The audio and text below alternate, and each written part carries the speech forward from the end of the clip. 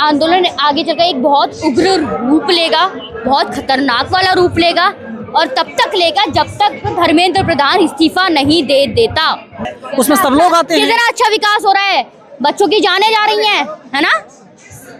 लोग यहाँ पर बैठे हुए हैं, कितना अच्छा विकास हो रहा है। लोगों के पास रोजगार नहीं है, इतना अच्छा विकास हो रहा है। लोग बेरोजगार है, इतना अच्छा विकास हो रहा है। लोगों को खाने के लिए लाले पड़ रहे हैं, इतना अच्छा विकास हो रहा है। ऐसा विकास नहीं चाहिए मोदी जी, ऐसा विकास आपके लिए ही ठीक है, हमारे लिए ठीक नहीं है। यहाँ पर जय भीम के नारे लगाए जाते हैं तो कुछ लोग हैं, लोग दल्ले, शुभंकर मिश्रा टाइप के लोग, उनको दिक्कत होती जय भीम से। ना मतलब उनका दल्ले बोलो उन्हें, ये दल्ले गिरे हुए जाहिल गवार जिनको जय भीम के नाम से प्रॉब्लम है, ये गधे, ये पहले जब लोगों को अपनी तरफ करना होता है तब तो ये बोलते हैं जय भीम, जय हिंद और भी ना जाने क्या क्या नारे लगाते हैं। जब दलितों को एक साथ करना होता है, लेकिन जब फंडिंग आती है तो मुंह बंद करना होता है, जेबें भरनी होती है, तब ये बोलते हैं कि जय भीम के नारे लगाए जा रहे हैं। मोहन भागवत का बयान आता है, वे कहते हैं कि हिंदुओं को अब लड़ाई लड़नी पड़ेगी इस देश को बचाने के लिए।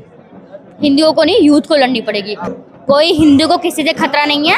क्या भाजपा की सरकार आने के बाद ही हिंदुओं को खतरा था? तो मकसद ये है कि जब धर्म रहेगा तभी देश रहेगा, और जब देश रहेगा तभी हम लोग रहेंगे। नहीं चाहिए ऐसा धर्म, हमें चाहिए देश, और देश में तुम जैसे लोग नहीं चाहिए। क्या मोदी जी ने उसको लाते मार के तब नहीं भगाया जब नीट का पेपर लीक हुआ? 15 बच्चों ने जान दे दी, लास्ट 48 आवर्स के अंदर 6 बच्चों ने जान दे दी। उस टाइम पे तो मोदी जी ने लात मार के नहीं भगाया। मोदी जी, धर्मेंद्र प्रधान, ये सब बहुत गिरे हुए और गंदे लोग हैं, भ्रष्टाचारी लोग हैं। 14 साल की बच्ची निशु आज़ाद मेरे साथ है, सोशल मीडिया पर बहुत एक्टिव रहती हैं और आज़ाद समाज पार्टी की तरफ से बैटिंग करती हैं। आज़ाद समाज बैटिंग करती हैं, ठीक है।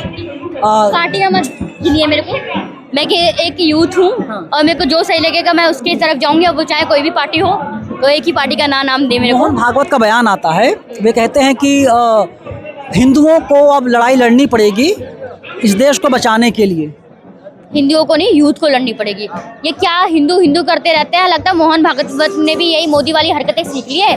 धर्म के नाम पर अपने लोगों को, धर्म के नाम पर लोगों को अपने नाम करना, अपने साथ करना। कोई हिंदू को किसी से खतरा नहीं है। क्या भाजपा की सरकार आने के बाद ही हिंदुओं को खतरा था?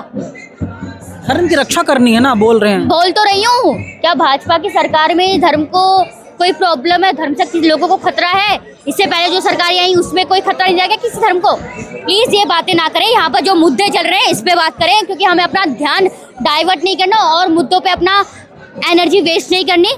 यहाँ पर जो मुद्दे चल रहे हैं उन पे बात कीजिए। मकसद ये है कि जब धर्म रहेगा तभी देश रहेगा, और जब देश रहेगा तभी हम लोग रहेंगे। नहीं चाहिए ऐसा धर्म, हमें चाहिए देश, और देश में तुम जैसे लोग नहीं चाहिए, ठीक है। जो धर्म की बात करें, यूथ की जो बात करेगा वो इस देश में रहेगा, और जो यूथ की बात नहीं करेगा वो कहीं जाके मर जाए तो अच्छा है। बात तो कर रहे हैं ना मोदी जी यूथ की। क्या बात कर रहे हैं बताइए? देखिए, कहा सबका साथ सबका विकास, उसमें सब लोग आते हैं। कितना अच्छा विकास हो रहा है, बच्चों की जानें जा रही हैं, है ना। लोग यहाँ पर बैठे हुए हैं, कितना अच्छा विकास हो रहा है। लोगों के पास रोजगार नहीं है, इतना अच्छा विकास हो रहा है। लोग बेरोजगार है, इतना अच्छा विकास हो रहा है। लोगों को खाने के लिए लाले पड़ रहे हैं, इतना अच्छा विकास हो रहा है। ऐसा विकास नहीं चाहिए मोदी जी, ऐसा विकास आपके लिए ही ठीक है, हमारे लिए ठीक नहीं है। सबका साथ सबका विकास, पहले आप अपना साथ लोगों को कर लीजिए, उसके बाद अपना ही विकास कर लेना, फिर देश का करना। देखिए, अयोध्या में राम मंदिर का विकास हो गया, राम मंदिर बन गया, और कुछ लोग अफवाह फैला रहे हैं कि 200 करोड़ की चोरी हो गई, डकैती हो गई। अफवाह देश सरकार ने खुद चोरी किया है। बाकी मैं इस टॉपिक पे कुछ कहना नहीं चाहूँगी। प्लीज़ आप यहाँ के मुद्दों पे बात कीजिए, आई रिक्वेस्टेड यू। मेरे को अपनी एनर्जी वेस्ट नहीं करनी है इन सब चीज़ों पर। क्या होगा इस आंदोलन का भविष्य, क्या देखती हैं?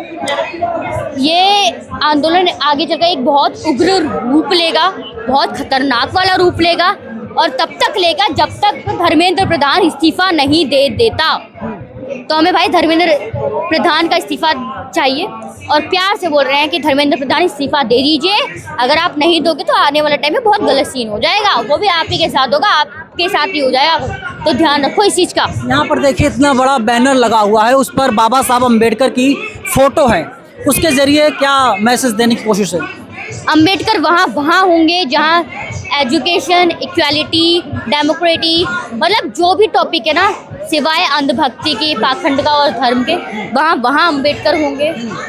तो भाई अम्बेडकर को अपनी विचारधारा बनाऊं, पेरियार को अपनी विचारधारा बनाऊं, उनको पढ़ो, तभी जाकर आज के टाइम पर आपके जो राष्ट्र का खेला जा रहा है ना, अगर आज आपने अम्बेडकर को पढ़ लिया ना, तो आने वाले टाइम पे कितना बड़ा महान व्यक्ति आ जाए, वो तुम्हारे अधिकारों के साथ खेल नहीं पाएगा। तो please read Ambedkar, no Ambedkar. यहाँ पर जय भीम के नारे लगाए जाते हैं, तो कुछ लोग हैं, लोग दल्ले शुभंकर मिश्रा टाइप के लोग, उनको दिक्कत होती जय भीम से। ना मतलब उनका दल्ले बोलो उन्हें, ये दल्ले गिरे हुए जाहिल गवार जिनको जय भीम के नाम से प्रॉब्लम है, ये गधे, ये पहले जब लोगों को अपनी तरफ करना होता है तब तो ये बोलते हैं जय भीम, जय हिंद और भी ना जाने क्या क्या नारे लगाते हैं। जब दलितों को एक साथ करना होता है, लेकिन जब फंडिंग आती है तो मुंह बंद करना होता है, जेबें भरनी होती है, तब ये बोलते हैं कि जय भीम के नारे लगाए जा रहे हैं। तो प्लीज इन लोगों के बारे में बात मत करो, क्योंकि इन लोगों को ज्यादा हाईलाइट करने से ना इन्हीं को प्रॉफिट जाएगा।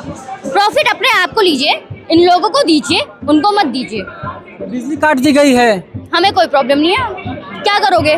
प्रकृति हमारे साथ है, हवा चलती रहेगी, हम यहाँ पर बैठे हुए हैं, कोई प्रॉब्लम नहीं है। बिजली बंद करनी है तो बिजली बंद कर दो, लाइट काटनी है लाइट काट दो, जो करना है वो करो, हमें कोई प्रॉब्लम नहीं है। पुलिस लगातार अनाउंस कर रही है कि आंदोलन जो है इलीगल, अवैध है, आप लोग इस जगह खाली कर दीजिए। सॉरी, पुलिस और सुप्रीम कोर्ट के अकॉर्डिंग ये इलीगल है, but according to constitution it's not illegal, it's legal. क्योंकि हमारे भारत का संविधान कहता है जब आपके अधिकारों के साथ खेला जाए तो आप पीसफुली प्रोटेस्ट कर सकते हैं, और हम पीसफुल प्रोटेस्ट कर रहे हैं। हम नहीं कर रहे हैं कोई बदतमीजी जैसे कि और लोग करते हैं अपने प्रोटेस्ट में, तलवारें चलाते हैं, हम वो हरकतें नहीं कर रहे। हम धर्म की बात नहीं कर रहे, यहाँ हम राइट्स की बात कर रहे हैं, पीसफुली प्रोटेस्ट कर रहे हैं, किसी के लड़ाई दंगा नहीं कर रहे। तो हमें ये प्रोटेस्ट करने दीजिए, and it's not illegal, it's legal. मैं आपको दोबारा बोल रही हूँ।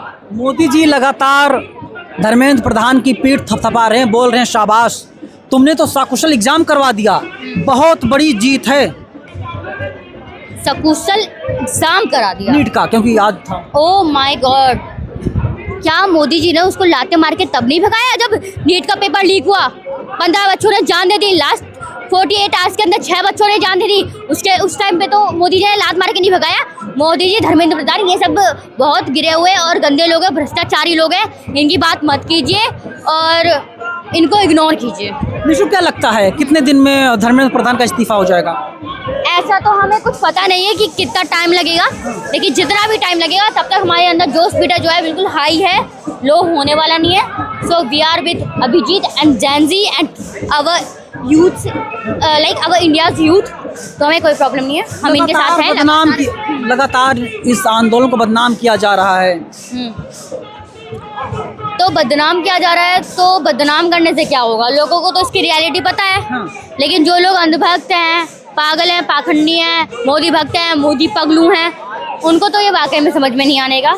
तो उनके लिए हम गलत ही सही, लेकिन इन रियलिटी, ग्राउंड रियलिटी, लोगों को पता है कि हम कितने सही हैं और कितने गलत हैं। तो हमें लोगों को ये जस्टिफाई करने की ज़रूरत नहीं है। आप लगातार मोदी जी को गलत साबित कर रही हैं। अब आप देख लीजिए, तमाम पार्टियां टूट गई। उन लोगों को लगा कि नरेंद्र मोदी इस देश के भाग्य विधाता हैं। मोदी जी ने तो भारत को बदल करके रख दिया। वे लोग अपनी अपनी पार्टियों को छोड़ करके एनडीए में शामिल हो गए या भाजपा में चले गए। बोला ना, ईडी का डर है। जो भी लोग बीजेपी में गए हैं, और पहली बात कहते हैं कि मोदी जी ने क्या कहते हैं, हमारा देश बदल के रख दिया है। सच बात है, देश बदल के रख दिया है। हमारा देश अब किसी भी अच्छी चीज़ों में नहीं आता, नाम का रह गया, जो रह गया है। दुनिया भर में हमारे देश की बेइज्जती की जा रही है, इसमें बदल दिया है।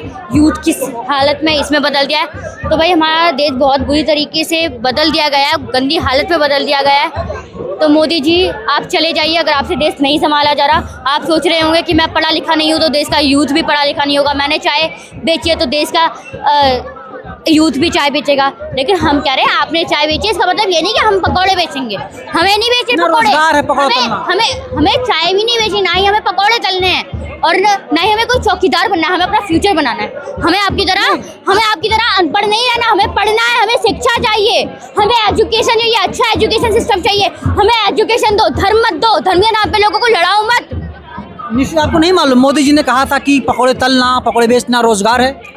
मोदी जी, आप फिर उस पदों पे क्यों बैठे हैं? वहाँ से उतरिए, आप पकौड़े बेचिए। अगर आप पकौड़े यहाँ पर बेचने के लिए आ गए ना, मैं साथ में आऊंगी आपके साथ पकौड़े बेचूंगी।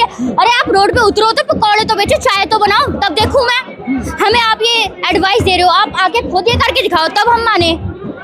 मोदी जी अभी भारत के मुसलमानों से, कांग्रेसियों से और पाकिस्तानियों से, पाकिस्तान से मतलब इकट्ठा 3 दुश्मन है मोदी के सामने, और मोदी जी लगातार फाइट कर रहे हैं। मोदी जी, आप इन्हीं लोगों से लड़ते रहना।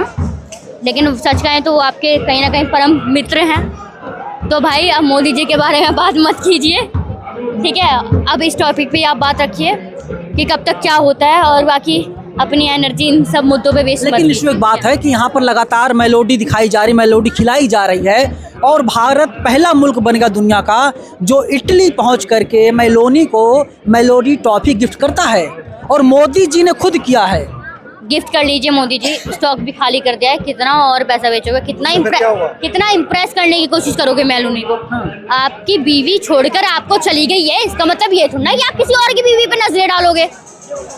मेलोनी को मत हटाने की कोशिश कीजिए, वो आपके बस की है नहीं। तो प्लीज़ मेलोडी खुद खाइए, देश की जनता को खिलाइए, है ना। और अगर ज़्यादा मेलोडी किसी को देने की कोशिश ज़्यादा चल रही है तो ट्रम्प को दे दीजिए, लेकिन हमारे देश को मेलोडी, आप सोच रहे होंगे कि हमारे देश को अगर आप मेलोडी दे दोगे तो हम खुश हो जाएंगे। हम मेलोडी नहीं है, हमारे पास इतना पैसा नहीं है, हमें रोजगार चाहिए, रोजगार। तो बस मेलोनी जी बोलती हैं कि हम लोग सोशल मीडिया पर, इंस्टाग्राम पर सबसे वायरल कपल हैं, और कपल का मतलब क्या होता है मुझे नहीं मालूम, आप क्या समझते हैं? पता है भाई, भैया मेरे से ये थोड़े से ना ये ऐसे क्वेश्चन मत कीजिए, मैं इनसे दूर हूँ। तो भाई मैं इन पे कुछ नहीं कहना चाहूँगी। मेलोनी जी आप अच्छी कपल है तो थैंक यू, बने रहिए इसी तरीके से। आप कपल वायरल बनना है, वायरल बनिए, हमें कोई परेशानी नहीं है। लेकिन मोदी जी को एक चीज़ समझा देना प्राइवेट में जाकर, चाहे आप कहीं भी समझाओ, हमें मतलब नहीं है, लेकिन उन्हें समझा देना कि देश की जनता के बारे में भी सोच लो। देश की जनता परेशान है आपसे, और अगर देश की ज़्यादा जनता आपको कह भी रही हो रिज़ाइन करने के लिए, तो आप रिज़ाइन देकर मेलोनी के पास चले जाइए, लेकिन हमारे देश को अपने आप से मुक्त कीजिए। ट्रम्प देखिए मोदी जी के सामने झुक जाते हैं, खड़े हो जाते हैं, बैठते नहीं है बिना मोदी जी के बैठे हुए, इतना मान सम्मान करते हैं ट्रम्प। किसने बोला मान सम्मान बहुत अच्छा है। He is looking like an angel, but in reality he is a killer. Oh my God, कितनी अच्छी सराहना कर रहे हैं।